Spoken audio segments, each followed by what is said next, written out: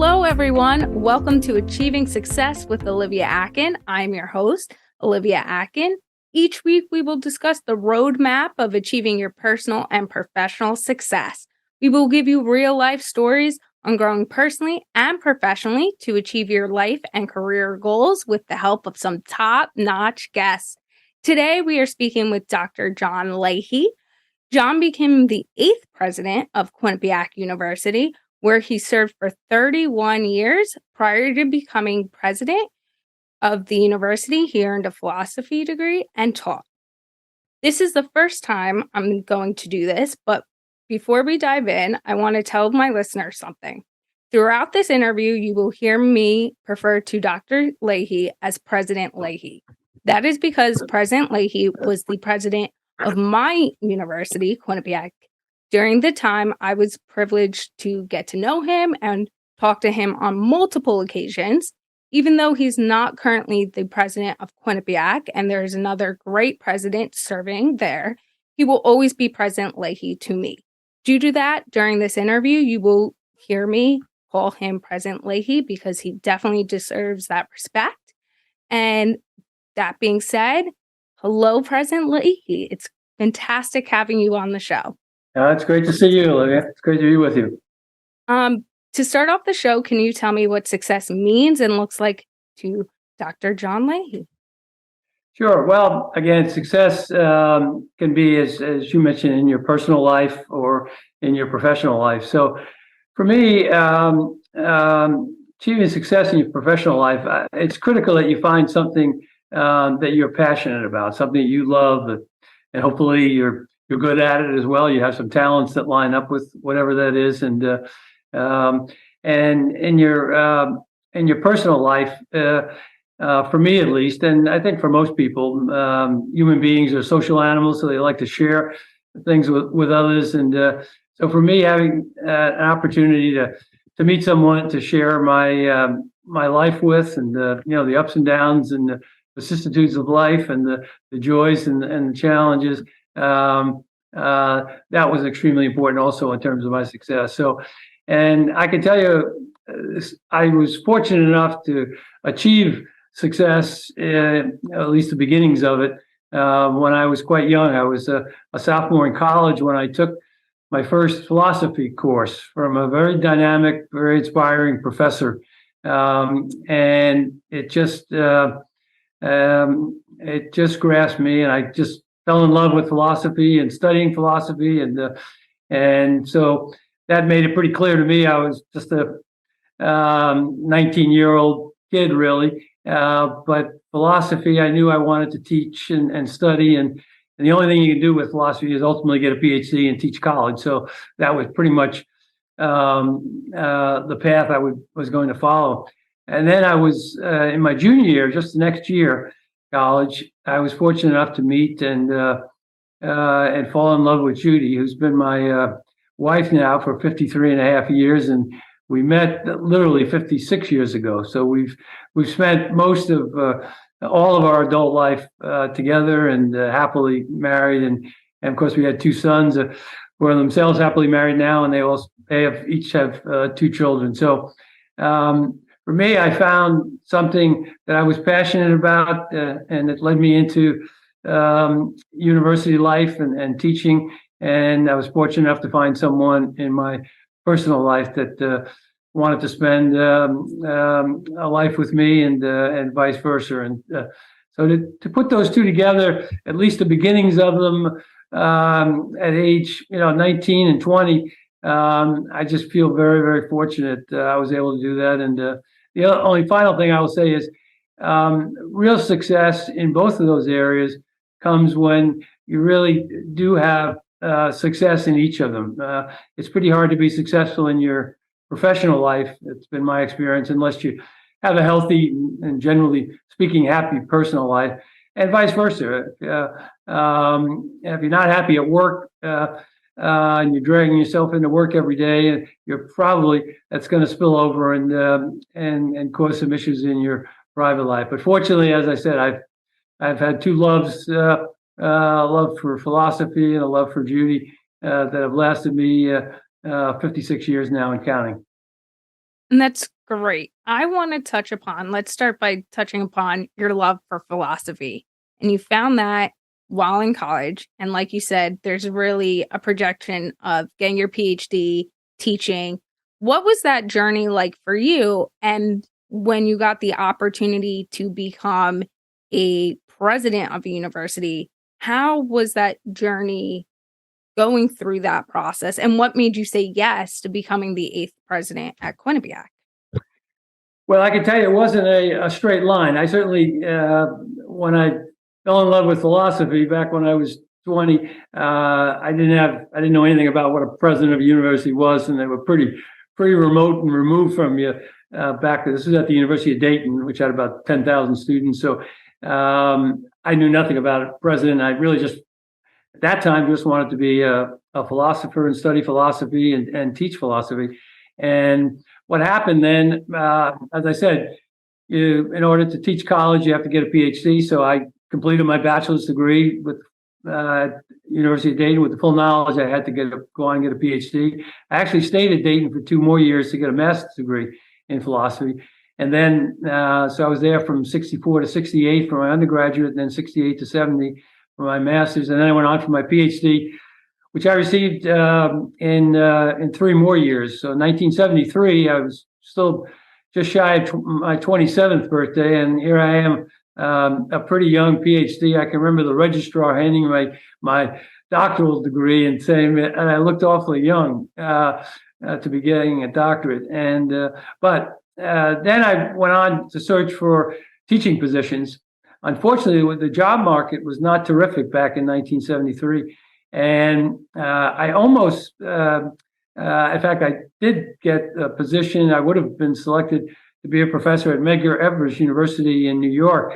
Unfortunately, just before the start of the semester, they canceled that position for budgetary reasons.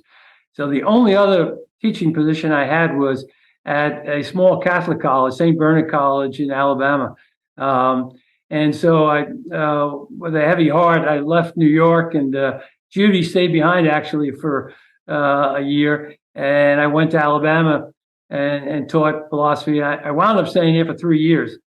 But it was after my first year there, and I sort of became practical, I guess, at that point. I'm married now and have responsibilities beyond myself. But so job hunting and job security were not the kind of things that I thought about when I was in undergraduate or even in graduate school. So I decided that I was born and raised in the Bronx in New York, and I was a Northeast kind of kid. So I didn't really favor spending much more time, let alone a lifetime, in Alabama. Alabama was a pretty different place back then. Maybe today I'd feel differently. But so what I concluded after teaching that first year is that, I love being on a college campus. I love being with students and all the excitement of being with bright, intellectual faculty and eager and young and excited young students. I figured out that there were a lot more jobs in administration than there were in teaching.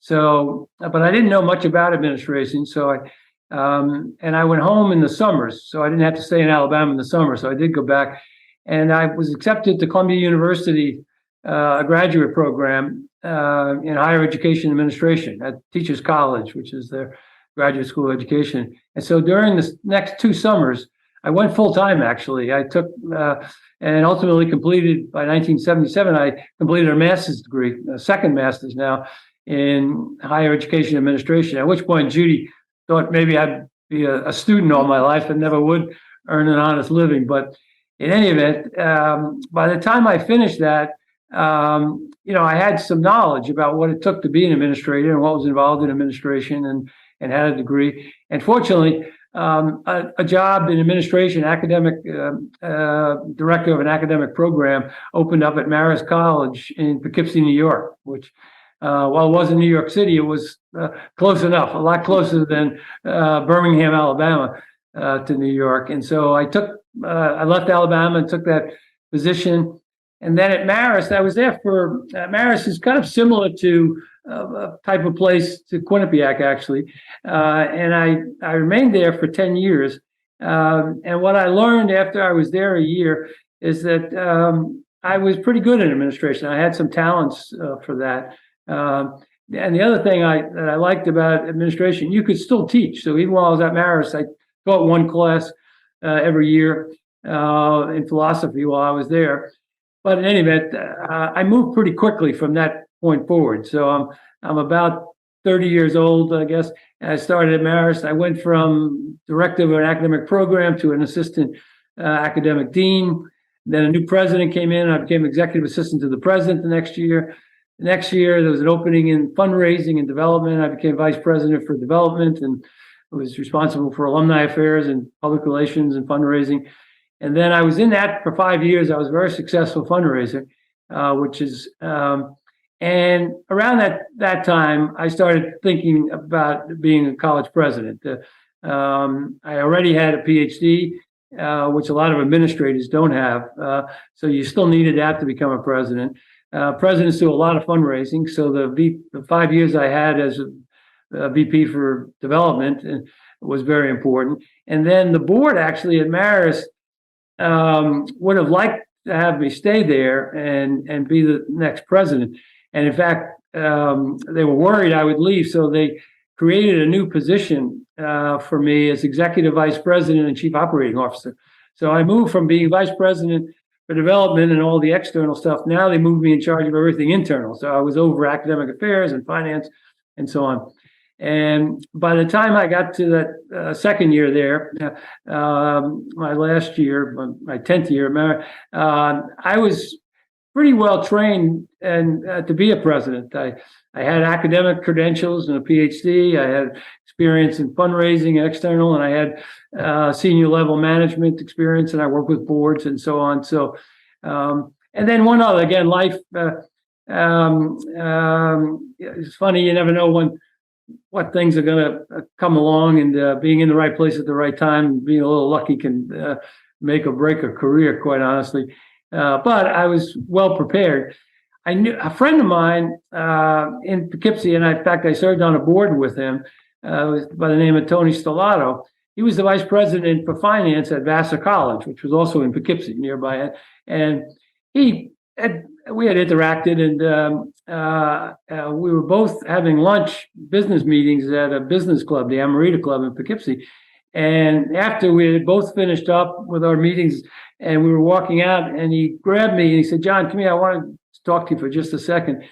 And he said, "Look, I don't know what your future is, John, but I have a feeling it's pretty bright and upwardly mobile." He said, I used to work at Quinnipiac University as their Quinnipiac College as their VP for finance, and I'm a graduate of Quinnipiac, and I'm still in close touch with a lot of people there, including some board members, and they're searching for a new president. He said, "If you're interested in the position," he said, "I can get you some information. And in fact, I'd be happy to nominate you for it." And in any event, to make a long story short, Quinnipiac, interviewed me and Judy, and we went over and they offered me the presidency in December of '86. I actually started in March of 1987. So, what I thought was going to be, it was going to be, the history of philosophy was going to be Plato, Aristotle, Lahey. Didn't quite turn out that way. So I made, as we all do, modifications. The nice thing about my career changes, I still stayed at a college campus. I was still working with young people. I was with faculty. And as you may know, for the 31 years I was president of Quinnipiac, I actually taught philosophy 25 of those years. I taught at least one course, and in some cases, two courses. So I still, in fact, I'm still teaching a course to this day at Quinnipiac. So the path from a philosopher to philosophy professor to president wasn't a straight path, and one that I had all planned out from when I took my first philosophy course. But you look back on it, you probably would say, "Gee, you made a lot of logical moves and whatever." But it was a lot more uncertain. I suspect it was a lot more like everybody's career in that respect. And I think that's a key point of, yes, sometimes you have to pivot, but it's pivoting because you find a new path that intrigues you, that you're passionate about. And like you said, you taught while doing that. You got to do everything you enjoyed, teach philosophy, but also grow professionally in an area you really enjoyed. Now, I want to jump into the journey of your presidency, but you just said something that I think is so interesting that a lot of people don't know of that you consistently taught while being president. I definitely didn't know that. What was it like for you teaching while being president? And what was it like walking in the first day of class and the students realizing, oh, wow, President Lahey's my teacher? They, I don't know what all their emotions were in the first couple of days, but after, a relatively short time, I was just teaching the same philosophy course I had taught many times before. And I do know that many of the students tell me that they were just very, very proud to be able to tell their fellow students, I'm in President Lahey's class. I see him every Tuesday and Thursday from 8 o'clock to 9:15. So I think the students, appreciated that, and maybe there was something added.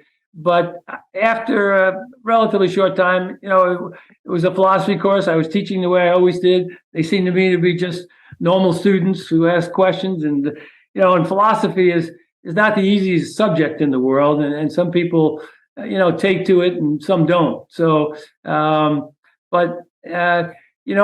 when you're a president of a university, and most presidents don't teach, but I think that's a great mistake, because, it's very easy when you're president to get caught up in all the things you have to do to go to fundraising events and board meetings and black tie events and all the things that presidents do. And it's very easy to lose sight of what the essence, that's a kind of a philosophical term, but the essence of what a college or university is. And it really helped me to be in the classroom, teaching a course every semester, every year, to keep grounded. That, as I think of colleges or universities, they're really not, they really haven't changed from Plato's Academy or Aristotle's Lyceum, their two schools back in the 4th century BC, all the way up to today. I mean, obviously, books are different. They might have been tablets back then, and now they're electronic and whatever. So those change. But essentially, when you think about it, a college or university is really just putting together a faculty member who's knowledgeable and passionate about teaching and about their subject matter, and putting them in contact with a student and who hopefully has the wherewithal to learn these new things and wants to learn, the motivated student. And you put those two together, and that's when exciting things, that's when teaching and learning comes together and education happens. And so I never lost sight of that. I always felt that when I made decisions, whether they were new buildings or fundraising this or alumni that, or I always felt that I thought about, how is this going to improve the teaching learning environment? How are students going to benefit from this? How are faculty going to benefit from that? So that teaching was pretty important for me. I heard from faculty members later, this is not the reason I did it, but I do think it also helped with faculty relations, because also presidents and administrators can be at odds with faculty from time to time, and very often are in some places. But the faculty, I think, saw that the fact that I was doing what they do, that I was in the classroom, that I was committed to teaching and learning, and I used to attend philosophy department meetings. They used to invite me to them, and I attended. I think it helped my relations with the faculty throughout the years. But mostly, I did it because I enjoyed it. And as I said, that's how I started this journey, to be a philosopher and to be a philosophy professor. So I was happy to be able to do it. But I do think it helped me be a better president, and it helped with faculty relations.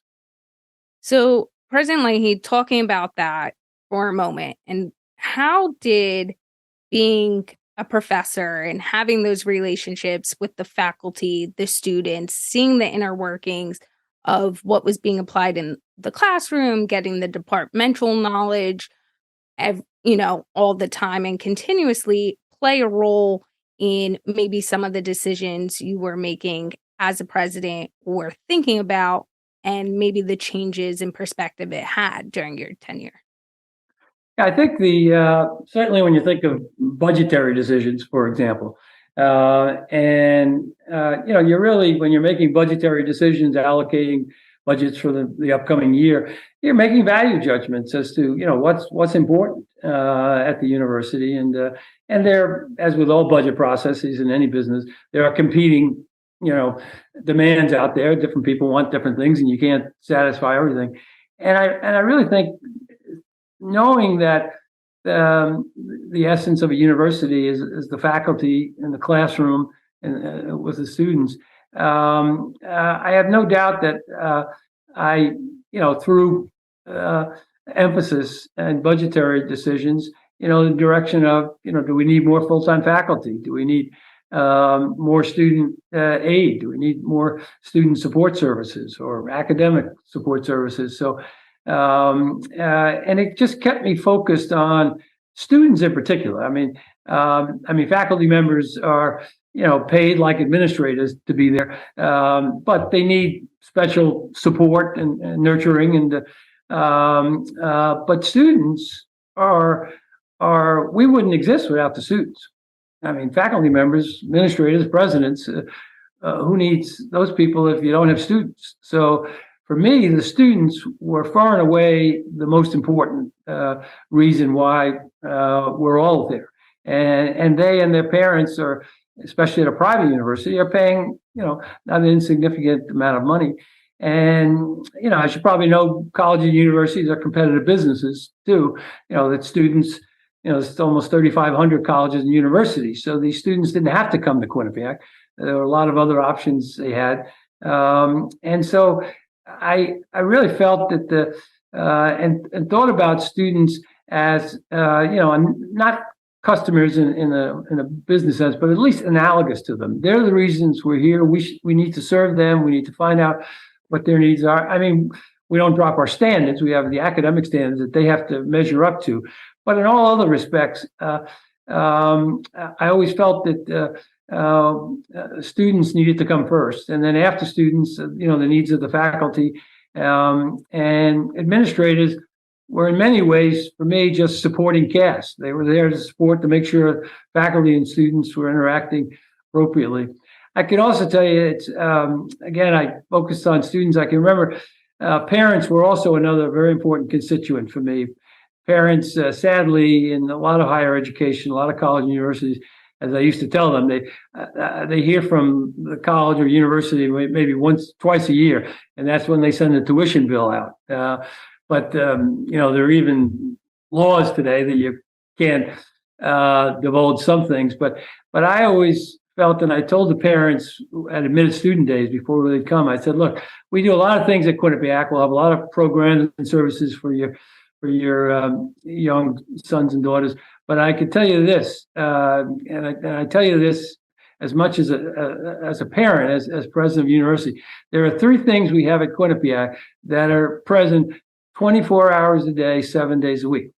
The first is public safety or security. I said, even though we have a very safe campus, a nice suburban area, we have security to make sure that your sons and daughters are safe. Secondly, we have a health center where a nurse is on duty 24 hours a day, 7 days a week. So your young person gets sick and needs some health care. So we have a wonderful Yale New Haven Hospital just down the street, but you have to get there. So we have that health center there. And I said, and the third thing I says is the library. I said, the library is open 24 hours a day, 7 days a week. Most college campuses, the library will be like 9 to 5. I think I said, and I particularly stress this as I got further along in my presidency. I said, I don't know if you've noticed, but young people stay up and have slightly different hours than the rest of us. I said, now I said, the library isn't staffed to the maximum degree. It's a skeleton staff, but 24 hours a day. So if your son or daughter tells you they're having problems with a noisy roommate, there's no place to study, just tell them they can go to the library where it's warm and they can get plenty of quiet time to study there. And I had parents come up to me and tell me after that was actually one of the most significant things that they heard that convinced them that this was the right place. This was the place where their young son or daughter was going to get a great education. They knew the Quinnipiac programs were excellent. But, like every parent, you want your son or daughter to, be safe. You want them they get sick and you're away from home. Obviously, someone needs to take care of them. So again, those are the kinds of things that I thought about because I just knew students were the most important. And then second to them is the faculty and the students together. So it really did have, I think, kept me grounded and focused on what the most important things, not necessarily some new building or some, athletic event or some fundraising thing. I mean, they're all important, and I did all of them, and I enjoyed all of them. But there's nothing more important than a student at your university, and presidents need to recognize that more. And what better way to stay in touch with students and faculty than to actually teach a class in your discipline. And I think that's a key point you were stressing is what you try to provide and bring to the table. You have your core values, which were the students, the faculty, the families, and making sure everyone felt safe and had the tools that they needed to succeed within the university and college life overall. I want to touch upon a few things. The first is, like you mentioned earlier, when you joined Quinnipiac as the president, it was Quinnipiac College. By the time you left, it was a university with many sports teams, many buildings, multiple campuses. You name it, you brought it to the university. And I actually remember when my mom grew up in Connecticut and my dad grew up in New York like yourself. And I was told about Quinnipiac University. And we went to check it out. But the first time my mom heard the name, she remembered it as the one building college, no dorm rooms. And she says to me, "We're going to Quinnipiac College. Are you sure that's where you want to go?" Yeah. And then as we're rolling up for our tour, she's like, "This is not what," she was like, "This is not the area I grew up like knowing the university as." And she was shocked that day on the tour on what the university had become. Mm-hmm. For you, when you became president, what was the importance for you to grow it from a college to a university and bring all the athletics, the D1 programs, all the higher education? I mean, we have a medical program now because of you, a law program, PA, anything you could think of is at the university. Yeah, no, the place that your mom remembers was actually on a different campus. When we had the one building, it was on by Lake Whitney, not too far. And then in late 60s, we moved to the Hamden campus. But even that had a few buildings even by the time I arrived in 1987. So when I arrived at Quinnipiac, it was a bit of a turnaround situation. They had 1,900 students, but actually 5 years earlier, 1982, they had 2,344 students. So they actually declined by 25%. And so, they were a small local college, mostly a commuter college, still not very well known outside of Greater New Haven, or certainly not outside of, and most of the students, I think 80%, 90% of the students came from Connecticut. And I knew, I can't tell you I had a medical school in mind the day I became president in 1987, or a law school or an engineering school. but I did have the concept, and this is the philosopher in me. And I used to tell our senior staff, probably ad nauseum, they heard, but I used to tell them, if you don't know where you're going, any road will get you there. And so the concept, the vision as what you want to accomplish overall is the most important thing. And it's important that, and the CEO really of any organization needs to provide that clear vision, that concept of where they want to go. So what I did have back in 1987 was a clear idea that I had to grow. Quinnipiac was too small to survive. To grow, you had to attract students from outside of New Haven or Connecticut.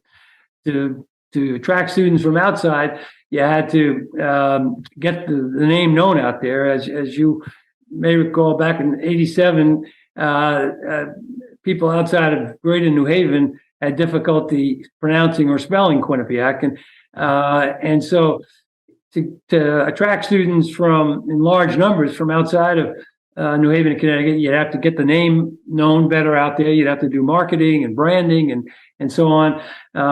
If you're going to bring students from outside of Connecticut, you needed dormitories, more dormitories. Students, when they come, they're going to live on campus now full time.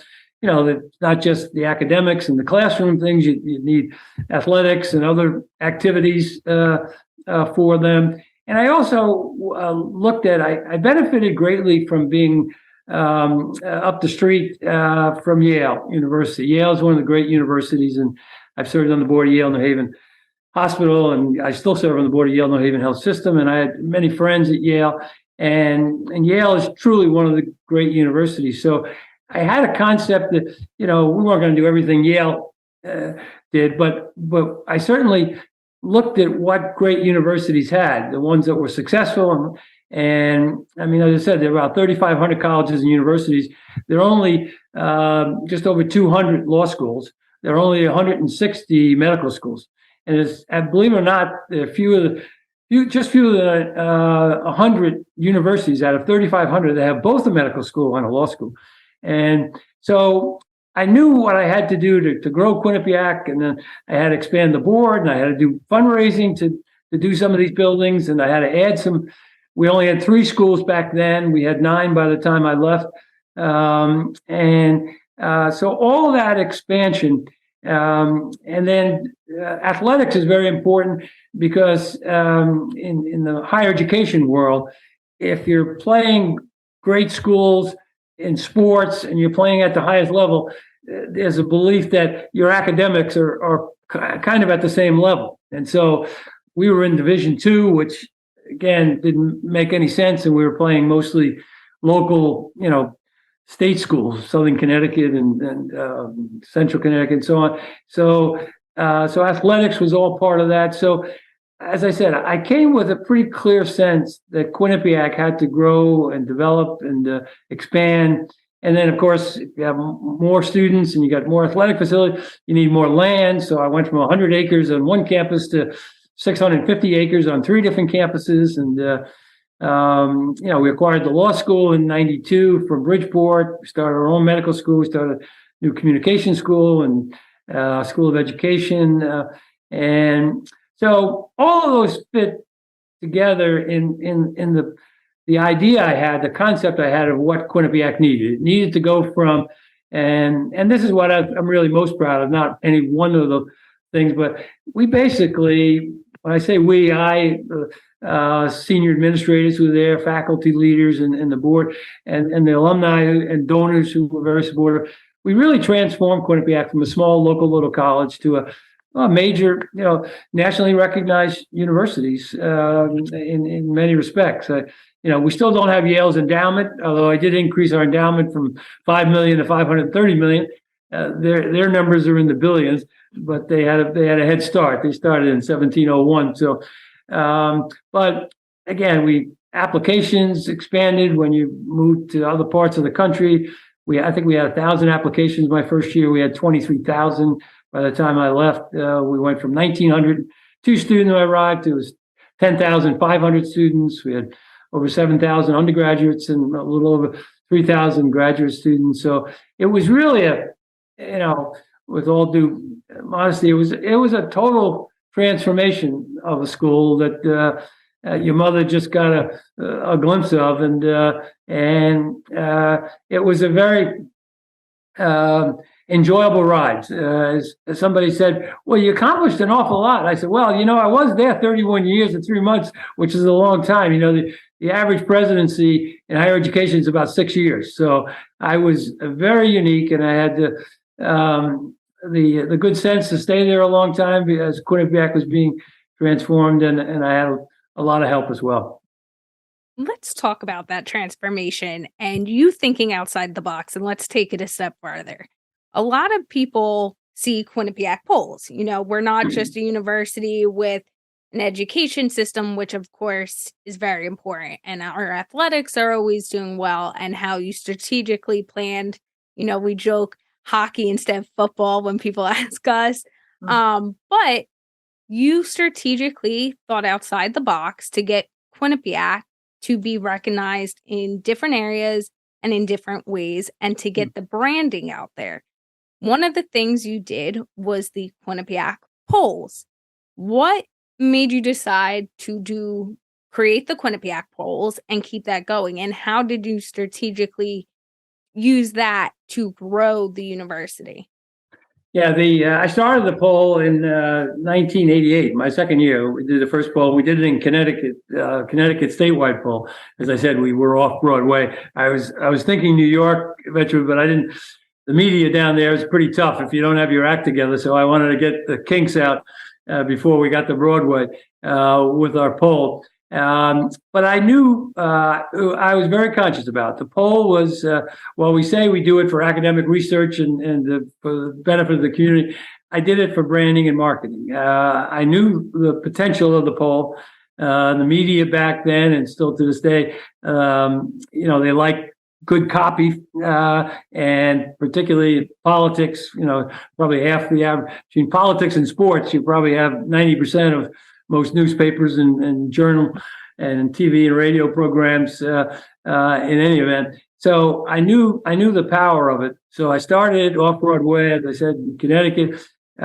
We used the phones actually from the alumni office. They used to use the phones to call up alumni asking for money and gifts. And then once we got it underway in Connecticut, I moved it right into New York. We did statewide polls in New York, and then we did New York City polls. Then I moved it to New Jersey. Then I moved it to statewide polls in Pennsylvania. We did all of them together. Then I moved it to Florida. People were scratching their heads in Florida. They didn't know Florida like I did. Florida actually, and particularly South Florida, that's where all the grandparents of all the Northeast kids that we were trying to get up there. So the poll was visible in Florida, and the grandparents were hearing about it now, who actually were also factors in helping contribute to pay for the education of our students. And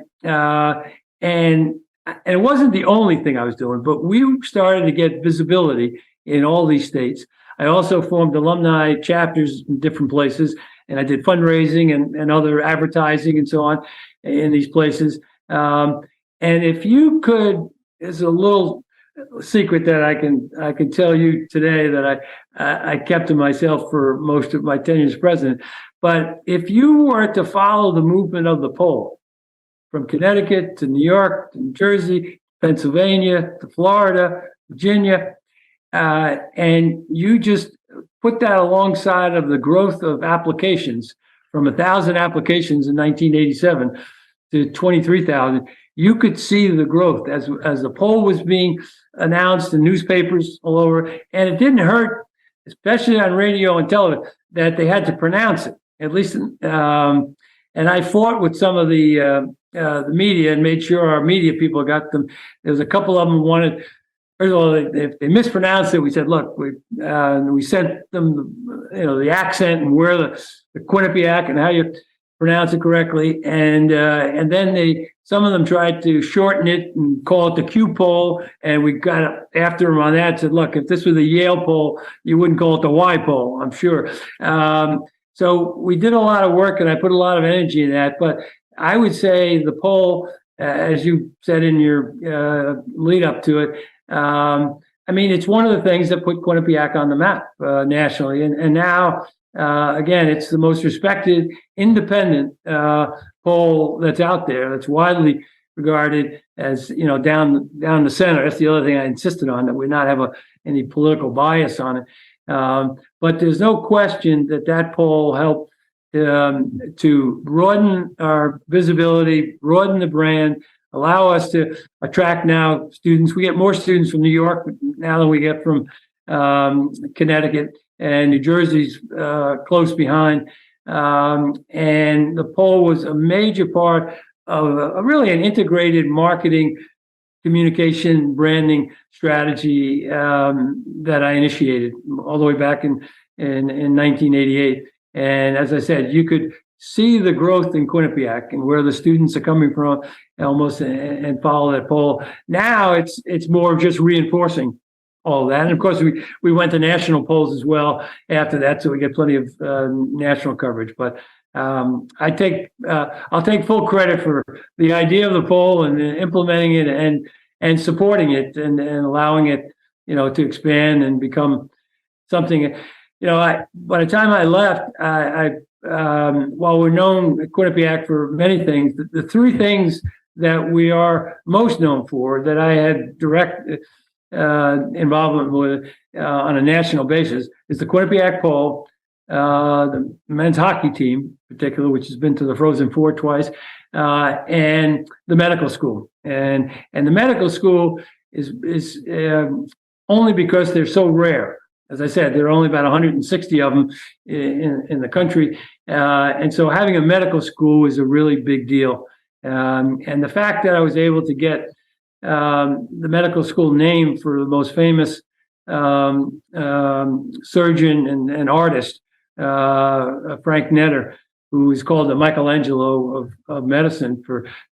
He did all those books in anatomy and physiology long before there was imaging, so that surgeons would know what they were going to be looking at when they cut someone up back in those days, when we didn't have imaging to know it. And I'm so pleased that that Edward Netter and Barbara Netter, dear friends who aren't Quinnipiac graduates, and their only connection to Quinnipiac was a relationship that I had with Edward, and they made a major 8-figure gift to name that. And it's very unusual when people give that large a gift that they don't want their name on it, and they wanted it for Frank, who is no longer alive, but also because Edward knew, he was a branding guy himself, knew that the Frank Netter name would be known in medical education, and sure enough, it was. When we announced it, our dean of the medical school said he was at a conference and with other deans, and they were just in disbelief that here the newest medical school in the country, it was just formed, is now named for one of the most famous medical educators and illustrators, Frank Netter. So it kind of gave us kind of instant credibility, and the Netters are dear friends, and Edward unfortunately passed before we dedicated, but Barbara is still very much alive, and I still serve on their philanthropy board, Alliance for Cancer Gene Therapy. And so, all those things help, but certainly the poll was the first thing that got the name Quinnipiac out there far and wide, and helped in not a small way with getting it spelled correctly and pronounced correctly. Yeah. And I want to throw a fun fact out there that you did not hit on, but I think is such an accolade to what you did for the university and putting the students first. Like you said, you brought the polls. You really did, like you had said, transformed the university. And those three things you had mentioned, the polls, the hockey team, which I had the privilege of managing and going with you to the Frozen Four and being a part of that community that got to experience the Frozen Fours was great, and the medical school. So one thing about the medical school that was so interesting when it was being formulated is when you started the process and the enrolling students, that I found interesting was you did not have and correct me if I'm wrong, the certification or the award you needed to graduate the medical students at that time. And you said to all the students, listen, we don't have this. We'll have it by the time you graduate. We will give you your education. And you followed through on that process, that promise. You gave it to them. And the medical school had 100% match rate to medical programs, which is very rare in itself as well. So I think that's a huge accolade to you and how you always put the students first. And talking on that path of, when students come to Quinnipiac and you were there, everyone wanted a picture with you. Everyone wants to talk to you, whether it's students, parents, whether it's at an event, whatever it was. And you always took the time to shake everyone's hand, stand there and take pictures. Even if you were running to a meeting, whatever it was across campus, you'd stop. And students would always go back and talk for weeks how they got a picture with you. They got to spend the 5 minutes with you. And I specifically remember a time when you even went to a party at the end of the year. We have celebrations that finals were coming. They were, we had done well for the year. And you went to a house and for 5 minutes talked to students. And, it was the talk for years to come that a president of a university took the time out of his schedule and went to where the students were, even if it wasn't on grounds. And, it was the highlight of everyone's time. What was it like for you in that importance of going to the students, taking the time out of your schedule and never turning away a family, a student, parents, whoever it might be, and from having that conversation, from having that moment with you and just being present? Yeah, well, as I said earlier, it's very easy, as I said, maybe a university president or a senior administrator and feel self-important, like you're the most important thing. For me, as I said, if you don't have students and you don't have parents supporting them, you don't need a president. You don't need faculty. You don't need administrators. They're the reason why we're all here, why there is a college or university. And I must say, as we talked earlier, I do enjoy students. I enjoy being with young people, and I enjoy being with faculty as well. And so for me, it wasn't work. I mean, that's why I'm here, to make sure that we get bright students who are excited about coming to Quinnipiac. We get them through and get them through their courses and get them into graduate schools or in good professions. And it's funny that people think that I spent all that time, and it's sad in a way that more university presidents don't spend more time with students, because I don't know why they think they're there. But as I said, I didn't think you needed a president lady if you didn't have a student. And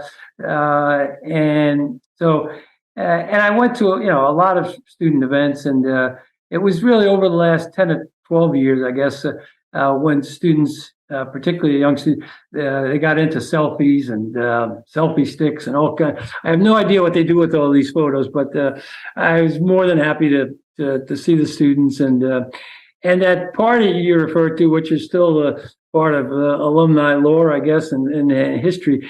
I mean, that day was, you're right, I remember like it was yesterday, actually, but it was a normal day. It was I think it was a Saturday, and I had gone to 3 student events that morning. We had the award ceremony for seniors. Then I went to a baseball game. We're actually playing Marist College, where I worked previously, the baseball game. And then I went to a veterans group, had a barbecue fundraising on campus. So I went to that. And the student body president at the time asked me, he said, there's a couple of seniors at this house. they're going to be over there having a barbecue in the backyard, and they really appreciate if you could just stop in, wish them well on their finals and upcoming, senior week. So that literally, it was like 1 o'clock in the afternoon, and I was on my way home, and I stopped by this house. Well, I must say I was taken aback a little bit when I got to the backyard, because there were probably 100 students there at least, and they were. Hold on, I just want to give an idea for our listeners. A few years ago, a movie came out called Project X, where in the movie it's a backyard filled kids, college age kids, and the backyard is filled with heads of how far you can see. What President Lahey is referring to, and this is a great example, and I'll let him continue in a moment, is he walked into that backyard and you could see, because everyone started filming the second they heard his voice and his name was, everyone was sharing it. That's what he saw. Yeah, and it was, again, it was nice to see them. And again, I said a few words. I wish them well in their upcoming studies. And I look forward. I always go to senior week. I go to the senior week banquet and say a few words. They did. It was unfortunate that somebody sent the video over to the local television station, and they made it out to be, I was partying with students or something. You would think I was there at 1 o'clock in the morning drinking beer with them. Believe me, I had a suit on from my previous events. I was there for all 15 minutes. And, but, again, if that's what you need to go through just for a college president in the middle of the day to go and spend some time with students, on a bright sunny day like it was that day, I'm fine with it. But a few people, local people, media tried to make it out that I was doing something inappropriate. But again, for me, it was just again the fourth event that I was at on a day where I was on campus, and as I normally am during that time of the year. And as I said, I remember that event fondly, and the media can make out what they want of it, but it's for me, it was just one more way to, send some words of encouragement and congratulations. I said this often, Olivia, during my presidency. Quinnipiac students are just great young people. They not very many of them come from privilege, and they're hardworking kids. Their parents make a lot of sacrifices, many with both parents working, to send them to Quinnipiac, and they're just good young people that I truly enjoy. I'm sure we have one bad apple here or there, and in 50,000 graduates, but I can tell you the overwhelming majority of them are such nice young people. And as I said often, I would have been proud to have any one of them as my son or daughter. And I just, the time I spent with students is actually the time I miss the most. I'm still teaching, of course, but unfortunately I'm teaching online these days. And I do miss being in direct contact with students. So hopefully at some point, maybe I'll get back to campus and teach on ground. But those events, those student events that I went to, full range of them all throughout the year was some of the most enjoyable. And for me, and the fact that they wanted to take a picture with me, meant something. And the fact that they wanted to have, the Quinnipiac experience and have that association with the university president, I think is a sign that Quinnipiac is a university ahead of a lot of other universities, and very much in touch with their students, as they should be. And I think that's a key point you made, is being in touch with the students. It's very important to make them feel like they're welcome, that they're feeling like they are seen and heard. And you always did a very good job of making sure every student felt like they were recognized and were known to be a part of that university. What did you do? And since we talked about the party, we'll bring that up, of like a situation like that party where you had full good intentions, all the students loved it. It's still, as you said, it's part of like the Quinnipiac history and montage. And there were probably some times in your career that people don't know where maybe someone tried to turn what you were doing in the public eye of advancing the projection of the university or the relations you had with the students and kind of be like, you shouldn't be doing that. Don't do that. And kind of, I don't want to say slap the hand, but be like, no, and try to stop you. What made you make decisions to say, you know what, I stand by my decision. I'm doing this. Yeah, I'm sure I've made my fair share of mistakes professionally and personally, as we all have. But I never did anything at Quinnipiac simply because it was important to me, or felt it was my idea or something personal. I mean, I always believed that I did what I felt was in the best interest of advancing Quinnipiac University and advancing, as I said earlier, our students and faculty and so on. So I, along the way, you can do some of those things, and not everyone will agree with you, and you get some criticism. We had our struggles with the town of Hamden. Although I had about 9 mayors during my tenure there, and really only one, maybe one or two that we had some struggle with. And even there, I mean, the issues with the town were the fact that we were growing, and the fact that some of our students lived off campus and in neighborhoods, didn't always sit well. And obviously, you have a group of young people, living next to you, and you're elderly, it probably isn't a good mix, necessarily.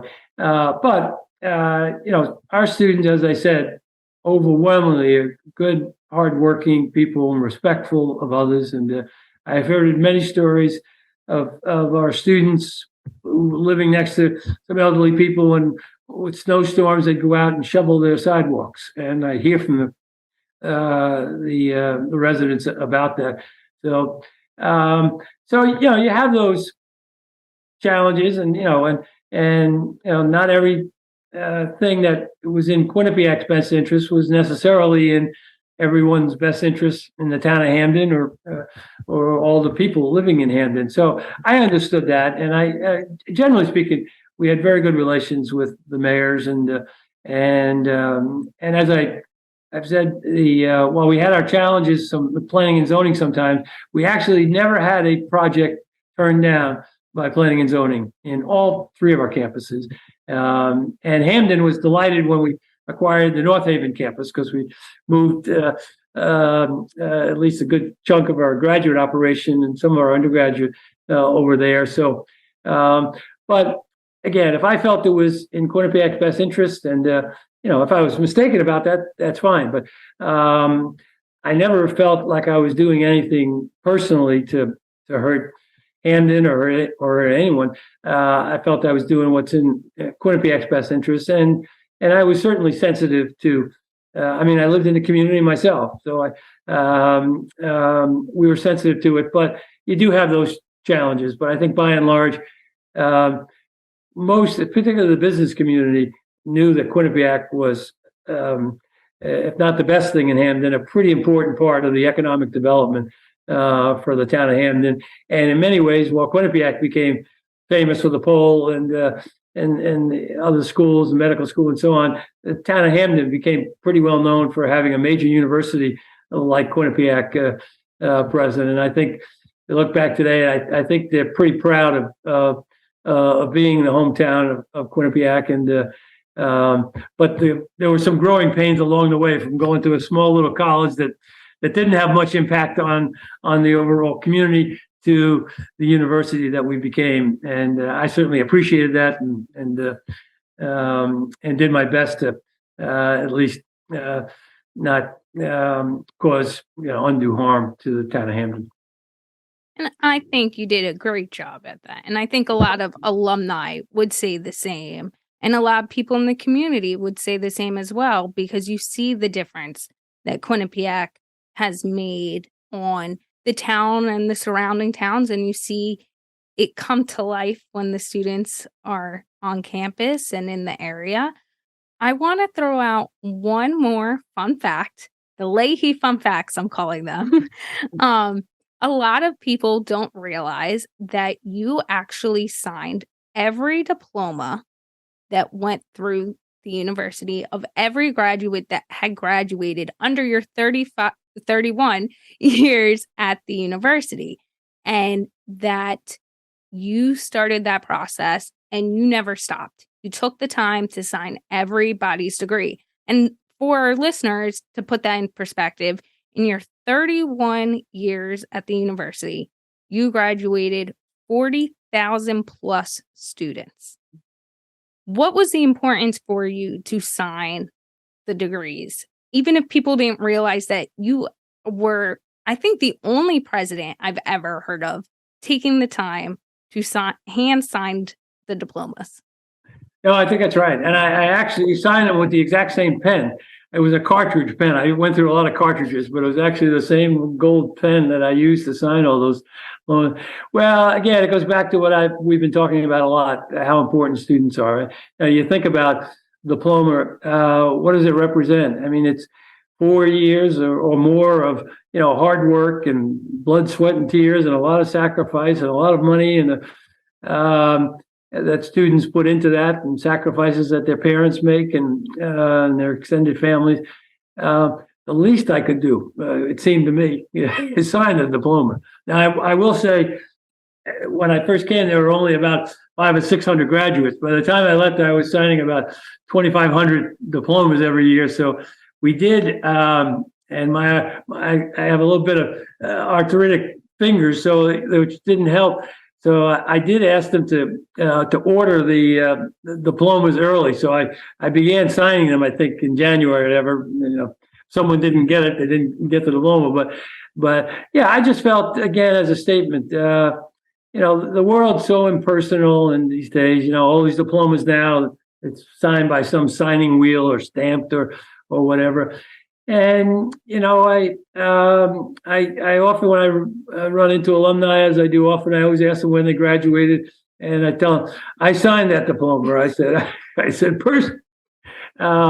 And I'll tell you something else. This is one more fun fact you can add. I actually shook every hand at commencement. Mm-hmm. I never missed a single commencement. I think it was a lot harder in the later years for all those commencements. We had to move them to 9 different schools and colleges.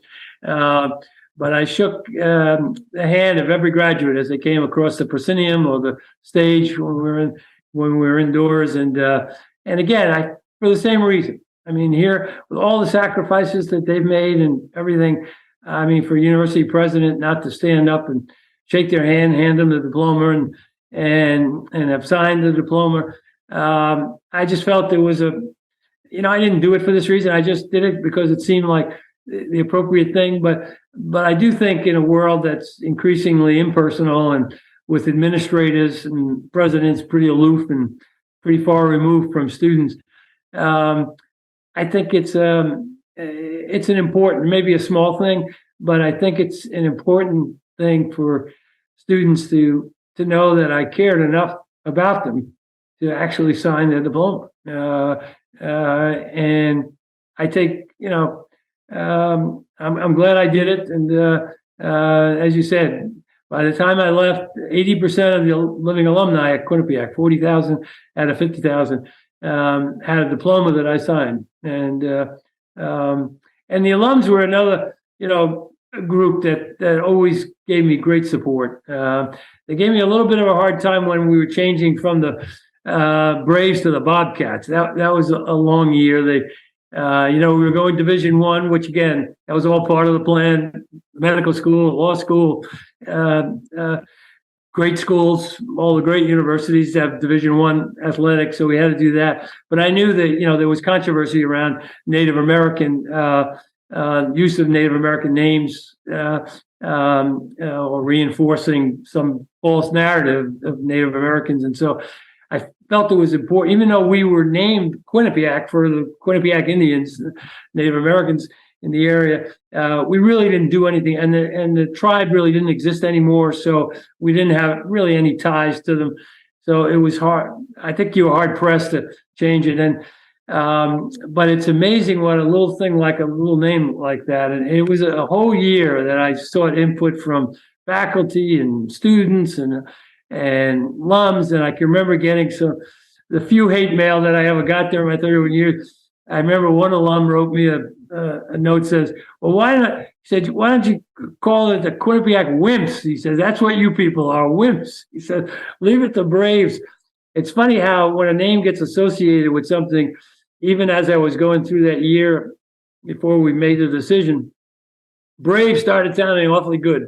It just, it's amazing what a word association can do. And Bobcats, I'm thrilled that I finally decided on Bobcats, and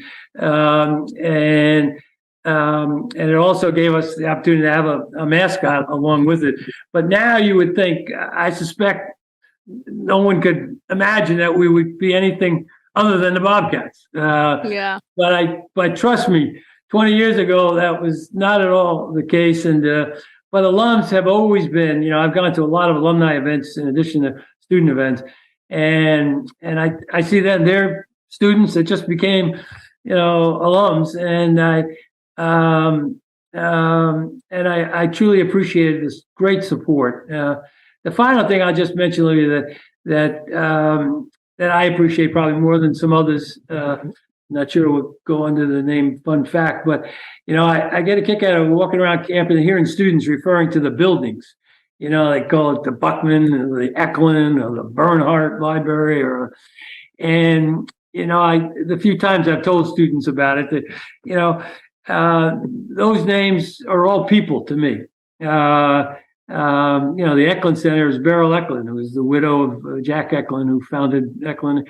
Buckman Center, dear Claire Buckman, just a wonderful lady who gave us her entire estate, and the Buckman Center, the Buckman Theater, and the Bernhardt Library. I didn't know Arnold Bernhardt. He was the father. He actually was a very successful Wall Street person. But Van Bernhardt, his son, is the one who gave us a 7-figure gift to name the library.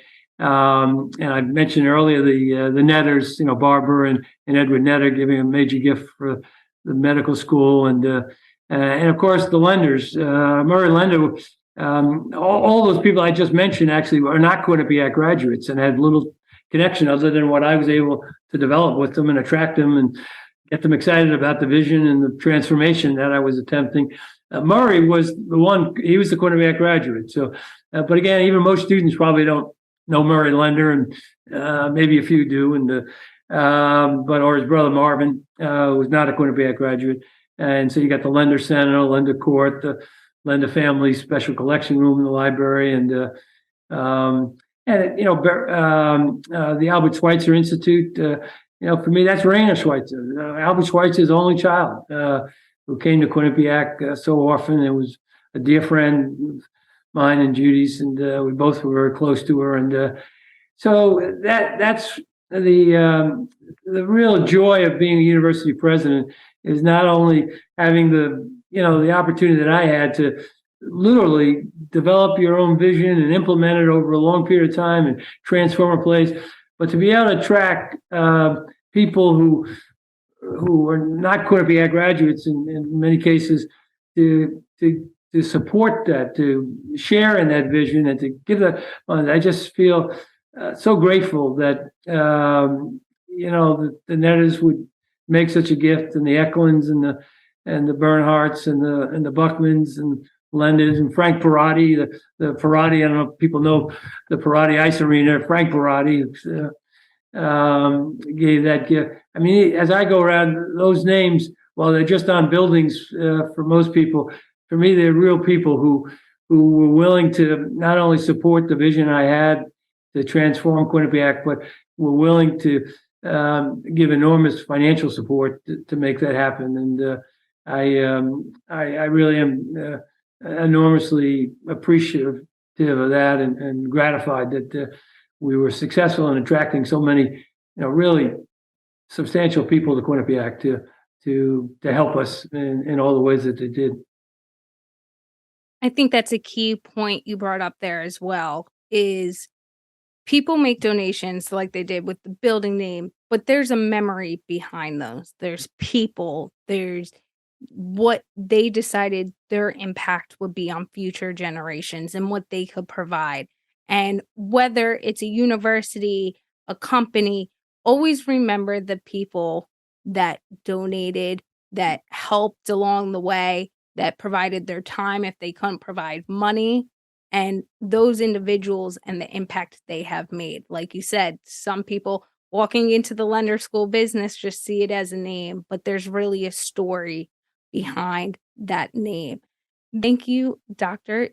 President John Lahey, for all of your insight today. Great. Thank you, Olivia. I enjoyed it very much.